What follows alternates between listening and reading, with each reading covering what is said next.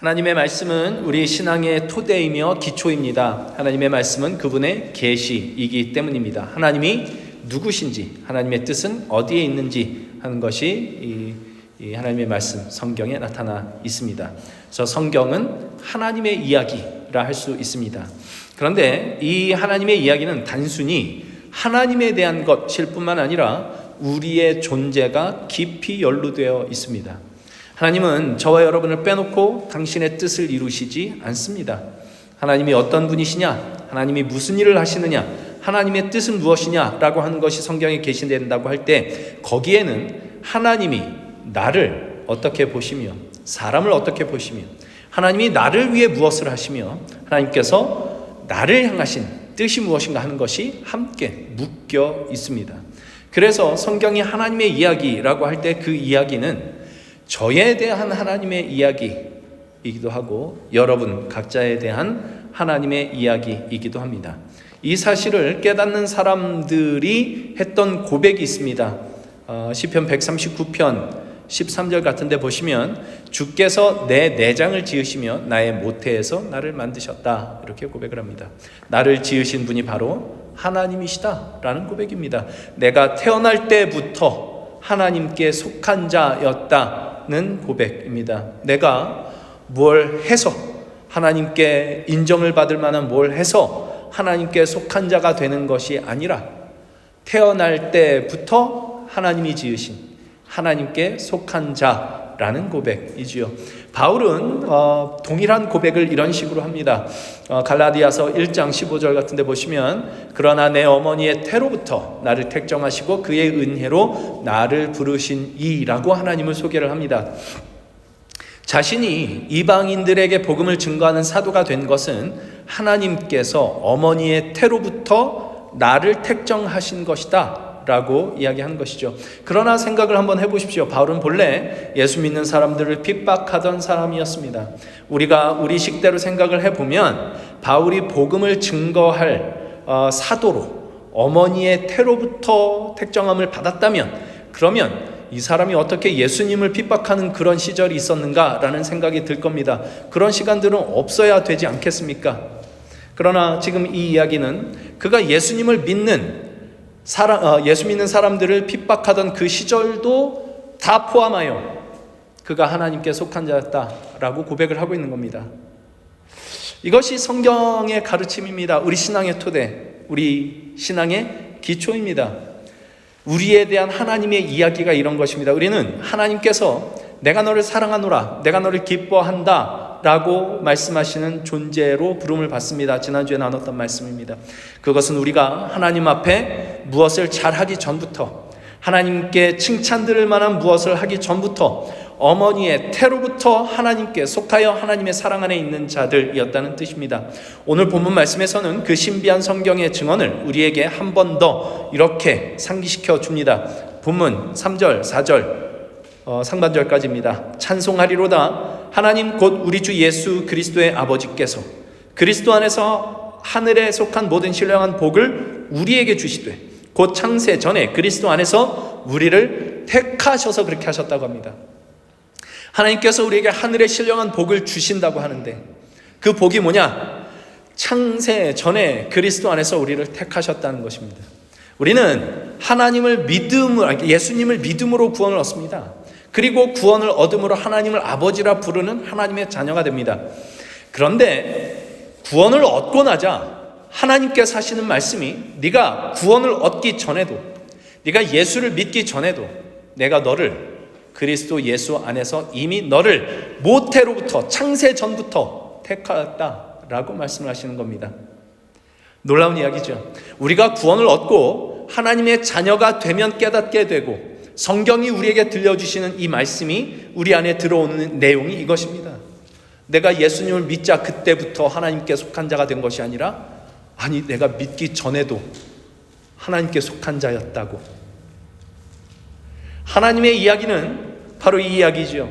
우리를 택하신 이야기고 우리가 어떻게 예수님을 믿지 않고 하나님을 알지 못할 때에도 하나님이 우리를 사랑하셨는가? 라는 이야기이며 우리에 대한 하나님의 이야기, 저에 대한 하나님의 이야기, 여러분에 대한 하나님의 이야기입니다. 영성이란 바로 그 사실을 깊이 깨닫고 믿고 받아들이는 것이라 할 수 있을 것 같습니다. 쉽지 않습니다. 순간순간 이런 것들을 깨닫게 하실 때도 있고요. 이게 믿어져서 너무 감사할 때도 있고 그렇습니다. 그러나 그 깨달음이 방해받는 순간들, 정말 이게 성경이 이야기하는 이 말이, 하나님께서 나를 사랑하신다는 말이, 태초부터 나를 택하셨다는 이 말이 사실일까? 라는 의구심이 드는 순간을 지날 때가 사실은 더 많아서 이것이 마음에 온전히 받아들여지기까지는 때로는 평생이 걸리기도 하고 어쩌면 평생을 가도 온전히 다 받아들이지 못할 때도 있을 것 같습니다. 많은 감사한 것은 그걸 깨닫고 온전히 받아들여야 하나님이 우리를 사랑하신다고 말씀하시지 않는다는 겁니다. 죽는 날까지 깨닫지 못해도 우리를 향하신 하나님의 사랑은 변함이 없습니다. 그저 우리 스스로에게 손해일 뿐이죠. 그걸 알지 못하고 살아가는 건 너무너무 불행한 일인 겁니다. 그러니 우리가 신앙생활을 하나의 여정이라고 할 때, 우리 이제 영성 첫 번째 말씀을 나눌 때 신앙을 여정이라고, 영성이란 이 여정을 지나는 거라고 이렇게 말씀을 나눴었는데, 이 신앙생활을 하나의 여정이라고 할 때 그 여정이란 결국 하나님의 이 사랑을 깨닫고 믿고 온전히 받아들이게 되는 여정이라고 할 수 있을 것 같습니다. 그리고 그 신앙의 여정 중에 우리가 배우는 것들이 있는데 아마 가장 중요한 것은 이걸 겁니다. 오늘은 이 이야기를 좀 하려고 하는데, 존재가 행위보다 중요하다라는 사실입니다. 존재가 행위보다 중요하다. 사실 기독교 신앙을 바르게 배우고 이렇게 신앙생활을 해온 사람이라면 수도 없이 많이 듣는 이야기일 겁니다. 우리는 믿음으로 구원을 얻고 행위로 구원 얻지 않습니다. 하나님께는 존재가 중요하지 행위가 중요하지 않습니다. 나무가 중요하지 그 열매가 중요하지 않습니다. 열매를 맺는 건 나무가 어떤 나무여야 되느냐 하는데 그 관건이 있죠. 그런데 이 복된 가르침이 종종 오해되곤 해서 때로는 나태한 신앙을 만들어내기도 합니다. 그저 믿기만 하면 구원 얻는다. 그저 가만히 있어도 존재 자체로 하나님의 사랑을 받는다.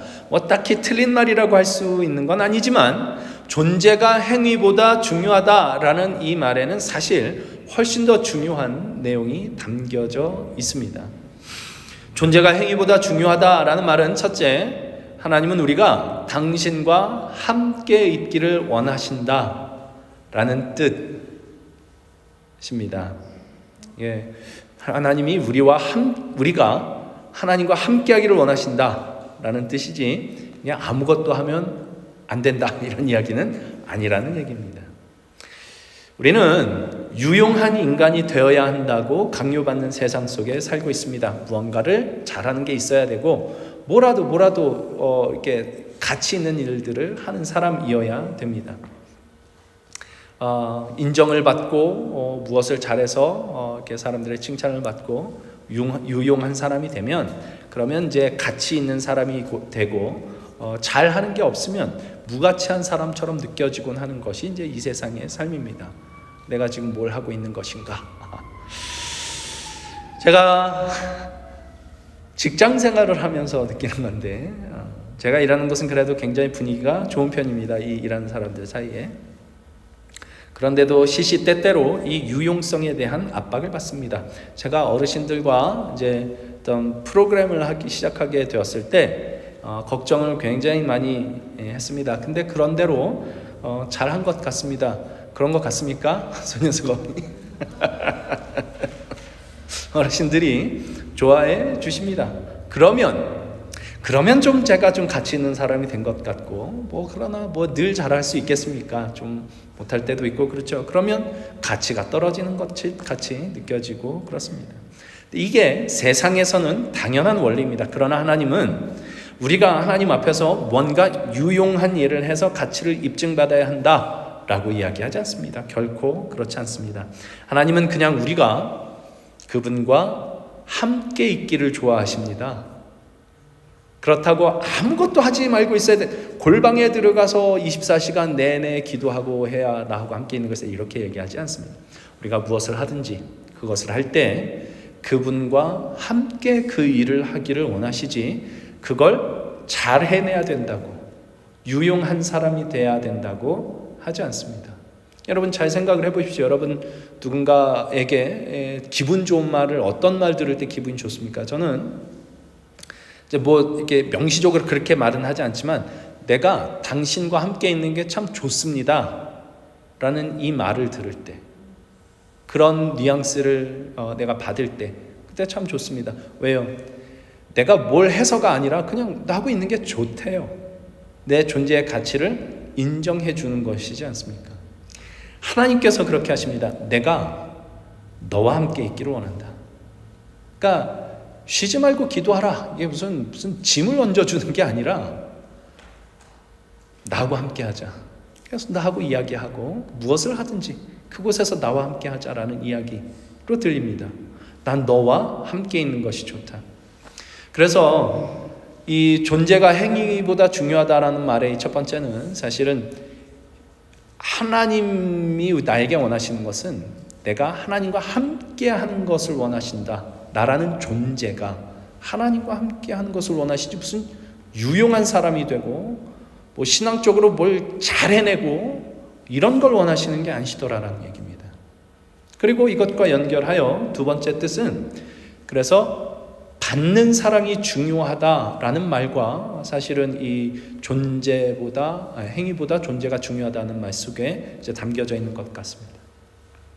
우리는 사랑이라고 하면 무언가를 잘해주는 것을 먼저 생각하죠. 무언가를 잘해주는 것. 그러니까 너무 중요한 일입니다. 사랑하는 일에서 중요한 일인데, 그러나 때로는 누군가가 잘해주는 것을 잘 받아주는 것이 훨씬 더 중요할 때가 있습니다. 왜냐? 그걸 받아주는 그 자체가 나도 당신이 있어서 좋다. 당신은 나에게 정말 중요한 존재다라는 무언의 메시지이기 때문입니다. 사랑은 언제나 내가 사랑하는 이에게 그 사랑을 받고자 하는 욕망이 있습니다.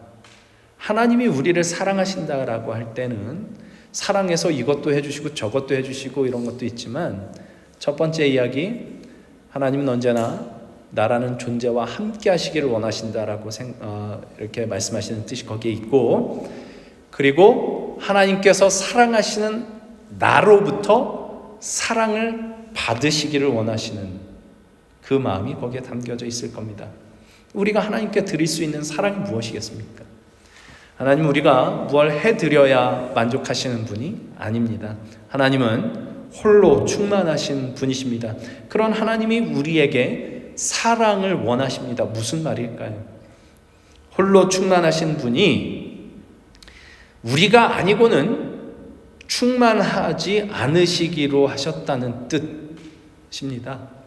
그것이 하나님의 사랑이며, 내가 너와 함께 있기를 원한다, 내가 너를 사랑한다 라고 찾아오시는 하나님의 사랑이지요. 여기서 우리가 하나님께 드릴 수 있는 사랑은, 하나님께서 내가 너를 사랑한다 라고 말씀을 하시면 아멘, 내가 그걸 받아들입니다. 하나님의 그 사랑을 받겠습니다. 그걸 그대로 받고 믿기로 하는 것입니다. 하나님이 계셔서 좋습니다. 하나님은 정말 나에게 중요한 분이십니다라는 무언의 메시지가 하나님의 그 사랑을 내가 받아들이는 데에 나타나게 됩니다. 그리고 셋째, 존재가 행위보다 중요하다는 말은 함께 일하는 것이 혼자 하는 것보다 중요하다라는 뜻이기도 합니다. 예전에 말모이라는 영화가 있었는데, 그 영화에서 이런 중요한 대사가 있었습니다. 한 사람의 10걸음보다 10사람의 한 걸음이 낫다. 말모이라는 영화는 일제강점기 시절에 최초의 우리말 사전을 펴내는 과정을 그리는 영화였는데, 우리말과 글의 소중함을 지키는 것은 어떤 뛰어난 영웅적인 한 사람이 할 수 있는 것이 아니라 우리말을 소중히 여기는 많은 사람들의 힘이 함께 합해져야 한다라는 의미로, 한 사람의 10걸음보다 10걸음이 한 사람의 10걸음보다 10사람의 한 걸음이 낫다라는 이런 대사가 나왔었던 것 같습니다. 하나님의 나라는 그렇습니다. 뛰어난 한 사람이 하나님의 나라를 이뤄낼 수가 없습니다. 하나님의 나라를 소중히 여기는 사람들이 함께 그 일을 해야 합니다. 그러기 위해서는 각 사람이 가진 연약함들을 인정해야 합니다.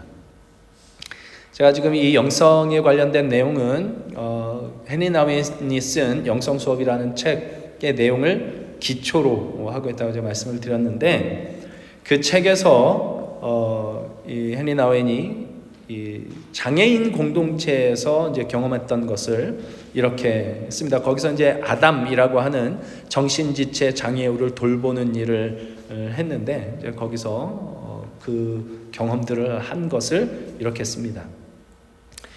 한번 들어보세요. 나는 혼자 힘으로 해내려고 안달하는 세상에 있다 왔으나 여기 너무도 연약하고 무력하여 다른 사람들에게 의존해야 하는 아담이 있다. 게다가 나 또한 혼자서는 아담을 도울 수 없었다. 아담도 나도 여러 부류의 사람들이 필요했다. 그리고 그 뒤로 가서 이렇게 얘기를 해요. 우리 중의 가장 약한 고리인 아담이 공동체를 만들어냈다. 그는 우리를 하나로 묶어주었다. 그의 필요와 연약함 덕분에 우리는 참된 사랑의 공동체에 들어갔다. 대단한 역설이지요. 제가 이제 그 어덜트 데이케어에서 일을 하고 있지 않습니까? 거기가 좀 비슷한 일들이 있습니다. 잘 움직이시지 못하시는 어르신들이 있고, 그분들 때문에 그분들은 사실 누구를 이렇게 필요로 하고 있죠. 그 필요로 하는 일들이 있고, 거기 그 필요를 채워주는 사람들이 있고, 이런 것들이 이제 세컨홈 이제 저희가 그 어덜트 케어 이름이 세컨홈 커뮤니티입니다. 이름 참 잘 지은 것 같아요. 두 번째 집 공동체. 네, 공동체를 만들어가요. 사실 너무나 당연한 이야기인데 우리가 정말 잘 잊어버리는 내용입니다. 잘난 사람들이 모인 곳에서, 혹은 혼자서 뭔가를 잘 해내는 사람들이 모인 곳에서는 공동체가 이루어질 수가 없습니다. 연약함이 있는 사람들, 그들이 서로를 의지하고 돕고 이런 일들이 일어나는 곳에 사실은 공동체가 일어나죠. 한국에 여러 신학교가 있습니다. 뭐 장로교 신학대학교, 총신 신학대학교, 뭐 고려 신학대학교, 또 감리교 신학교, 저는 나사렛 신학대학교를 졸업을 했습니다. 이 신학대학교를 한국에서 줄여서 이렇게 부르곤 합니다. 장신, 총신, 고신, 또 감신, 저희는 나신 뭐 이렇게 되겠죠. 어느 목사님이 목회 후보생들 앞에서 강의를 하셨던 건지 뭐 설교를 하셨던 건지 모르겠습니다만은 거기서 이런 얘기를 하셨대요. 장신, 총신, 고신, 웃기지들을 마시라. 우린 다 병신들입니다. 이렇게 얘기를 했답니다. 그죠? 맞죠? 우린 다 병신들입니다. 하나님께 의존할 수밖에 없는 사람들이지요. 그런 사람들이 모인 곳이 사실 교회입니다. 그러니 우리가 우리 자신의 연약함을 인정하고 고백할 때, 그리고 상대의 연약함을 인정하고 받아들일 때, 그 연약함을 돕기로 할 때, 그 연약한 존재, 그 존재 자체를 인정하고 받아들일 때 바로 그곳에 하나님의 사랑이 나타나고 공동체가 형성될 수 있습니다. 이것이 존재가 행위보다 중요하다라는 말입니다. 저는 이 교회에서 설교를 합니다. 하나님의 말씀을 전합니다. 그래서 말씀을 공부하고 연구하고 잘 선포하려고 애쓰고 있습니다. 그러나 말씀을 잘 선포하는 것이 곧 좋은 신앙은 결코 아닙니다. 좋은 신앙은 존재가 행위보다 더 중요하다라는 이 사실을 받아들이고 그렇게 사는 것이야말로 좋은 신앙이구나라는 것을 배워가고 있습니다. 어떤 순간에도 하나님과 함께 하기로 하는 것, 하나님의 사랑을 받아들이기로 하는 것, 나의 연약함을 인정하고 상대의 연약함도 인정하기로 하는 것. 그리하여 함께 더 하나님을 의지하고 함께 하나님의 일을 하기로 하는 것. 이것이 좋은 신앙이죠. 그러니 교회에서 저는 이 말씀을 증거하는 것, 예배를 준비하는 것 외에 잘하는 게 하나도 없습니다. 저의 연약함을 인정하시고 이것 외에 교회를 위해, 하나님의 나라를 위해 여러분이 하실 수 있는 것이 무엇일까 고민하시고 그것을 해주시면 좋을 것 같습니다. 하다가 실패해도 괜찮습니다. 넘어져도 괜찮습니다. 그리스도 예수 안에서 하나님과 함께 하시기만 하면 됩니다. 때로는 넘어지는 게 더 복됩니다. 주님과 함께라면 연약함을 인정할 수밖에 없기 때문입니다. 하나님께 더 기댈 수밖에 없고 하나님께서 함께 하신 사람들에게 기댈 수밖에 없게 만들기 때문입니다. 이게 좋은 신앙입니다. 영성은 이 새로운 눈을 갖는 것이라 할 수 있을 것 같습니다. 세상이 말하는 유용성이 아니라 존재의 중요함을 보는 눈입니다. 이걸 잘해야 되고 저걸 잘해야 되고 이것도 해야 되고 저것도 해야 되고 그래야 된다라고 이야기를 하는 것이 아니라 이런 것들 하다가 넘어져도 괜찮고 실패해도 괜찮고 중요한 건 나와 함께 있는 이 존재들이다 라는 것을 보는 눈. 하나님 앞에 유용한 사람이 되는 것이 중요한 것이 아니라 하나님과 함께함, 이것이 훨씬 더 중요하다라는 사실을 보는 눈. 그리고 다른 사람들을 바라볼 때 역시 그들의 유용성이 아닌 그들의 연약함과 그들의 존재의 가치를 보는 눈을 뜨는 것. 이것이 우리의 영성의 중요한 한 단면이 아닐까 싶습니다. 그것을 위해서 오늘 본문에 따르면 하나님께서 창세 전에 우리를 택하셨다라고 이야기를 합니다. 사람의 유용성이 하나님의 택하심의 조건이 아니었다라는 말이지요. 우리가 어리석고 미련하고 잘못된 선택을 하는 순간에도 하나님의 택하심을 받은 존재, 하나님의 사랑을 받는 존재들이었다. 제가 그랬고 여러분이 그랬습니다. 이 사실을 알아야 됩니다. 그리고 우리를 그렇게 창세전에 택하신 이유를 그 뒤에 이렇게 얘기를 합니다. 우리로 사랑 안에서 그 앞에 거룩하고 흠이 없게 하기 위해서 우리를 창세전에 택하셨답니다. 그리고 이 거룩하고 흠이 없게 만드신다는 것이 무엇이냐? 곧 그의 은혜의 영광을 찬송하게 하신다라는 뜻이랍니다. 거룩하고 흠이 없다. 야, 그럴 수 있을까? 싶은데 그 뒤에 것과 같은 뜻이라고 한다면 이건 가능할 수도 있을 것 같습니다. 뭐요? 그의 은혜의 영광을 찬송하는 것이요. 그의 은혜의 영광, 하나님의 은혜의 영광이란 무엇일까요? 제가 생각할 때 그것은 하나님의 사랑입니다. 그러니까 우리 원집사님 기도하실 때도 말씀을 하셨던, 그렇게 고백을 했던, 우리가 정말 비천하고 미련하고 어리석은 죄인임에도 불구하고 포기하지 않으신 그 사랑. 이 어리석고 미련한 나 같은 사람도, 병신도 포기하지 않으시고 결코 실패하지 않으시는 그 사랑, 그것이 하나님의 은혜의 영광일 겁니다. 우리가 우리 스스로 병신이라는 걸 알면 알수록 그럼에도 불구하고 사랑하신 그 사랑이 더 감사하고 감격스러울 겁니다. 로마서 5장에 죄가 더한 곳에 은혜가 더욱 넘쳤다라고 하는 이야기가 그런 이야기이겠죠.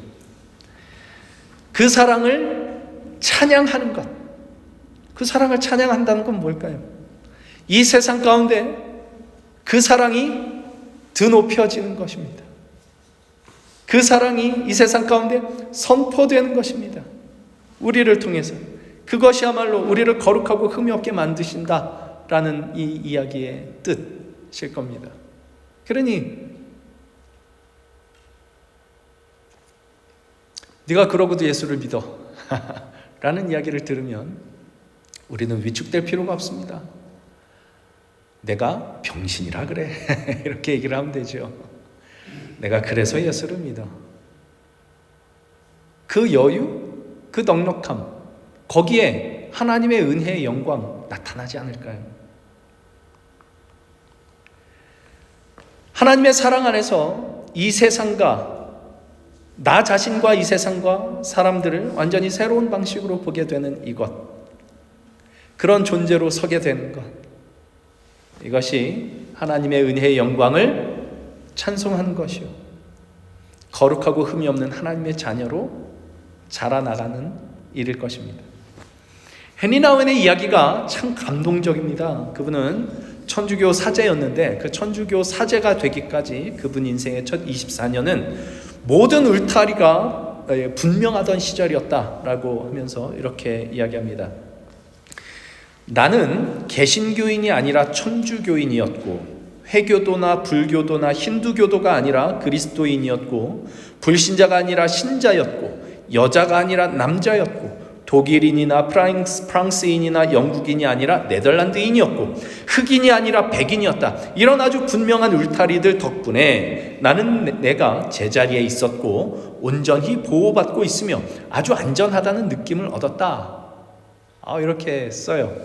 근데 그러고 나서 이제 그 천주교 사제 서품을 받고 심리학 공부하고 박사학위를 받고 노트담 대학교에서 몇 년 가르치고 예일대에서 몇 년 가르치고 하버드대에서 몇 년 가르치고 하는 이 시간들 쭉 지나고, 그리고 장애우 공동체에 들어가서 아까 얘기했던 이 아담이라는 이 정신지체 장애우를 돌보고 하는 그 시간들을 쭉 지나면서 본인이 어떻게 변했는지를 이렇게 씁니다.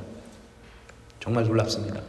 그 모든 기간 동안에 나는 개신교인들도 천주교인들 못지않게 교회에 속해 있다는 것, 힌두교도와 불교도와 회교도들도 그리스도인들 못지않게 하나님을 믿는다는 것, 불신자들도 신자들 못지않게 서로 사랑한다는 것, 인간 정신이 다차원적이라는 것, 신학과 심리학과 사회학은 여러 곳에서 서로 교차한다는 것, 여자들도 사역에 진정한 소명이 있다는 것, 동성애자들도 기독교 공동체 내에서 독특한 소명이 있다는 것, 가난한 자들이 교회의 핵심에 든다는 것, 하나님의 성령은 임의로 찾아온다는 것을 배웠다. 어떤 분은 이런 이야기를 들으면 이 사람 종교다원주의다, 동성애를 옹호한다, 이런 이야기를 할지도 모르겠습니다. 그러나 안 그랬으면 좋겠습니다. 하나님께서 그의 안에 어떤 놀라운 일을 하셨는가를 봐야 됩니다. 세상과 사람을 바라보는 새로운 눈을 주신 것, 그것이 보이실까요? 그는 이어서 이렇게 얘기를 합니다. 내게 안전지대가 되어주던 많은 벽들이 이 모든 깨우침을 통해 서서히 허물어지면서 나는 하나님의 백성을 향한 그분의 언약에 모든 사람이 포함된다는 것을 깊이 깨우쳤다. 지금 되돌아보면서 그제야 나는 인생이라는 시간표의 점들을 서로 이으며 내 신성한 역사를 비로소 하나님의 관점에서 나에 대한 하나님의 이야기로 볼 수 있게 되었다. 우리는 얼마나 많이 예수 믿는 사람과 믿지 않는 사람을 갈라내고 있을까요? 같이 예수를 믿고 있으면서도 바로 믿는 사람과 바로 믿지 않는 사람을 갈라내고 있을까요? 얼마나 많이 옳고 그른 것으로 갈라치고를 하고 있을까요? 우리가 갖고 있는 어떤 울타리와 벽들이 그 일들을 하고 있을 겁니다. 헨리 나우엔은 이 글을 쓰고 몇 개월 지나지 않아서 소천하셨습니다. 삶의 마지막에 가서야 성경이라는 이 하나님의 이야기가 자기에 대한 하나님의 이야기인 것을 알며 자신의 삶을 자기에 대한 하나님의 이야기로 보게 되고 세상과 자기 자신과 사람들을 보는 완전히 새로운 시각이 열리게 된 것입니다. 영성은 그것을 배워가는 과정이라고 생각이 듭니다. 우리는 우리 나름대로의 안전한 울타리가 있을 겁니다. 우리가 살면서 배워온 생각들, 우리 가정에서일 수도 있고요. 자라온 교회에서일 수도 있습니다. 어떤 사상들, 어떤 신학들, 혹은 헨리 나우엔이 처음에 얘기했던 것처럼 어떤 인종적인 사실들, 환경적인 사실들, 내가 거기 있으면 편한, 내가 거기에 속해 있다는 이것이 분명하기 때문에 편안한 이런 것들이 있을 겁니다.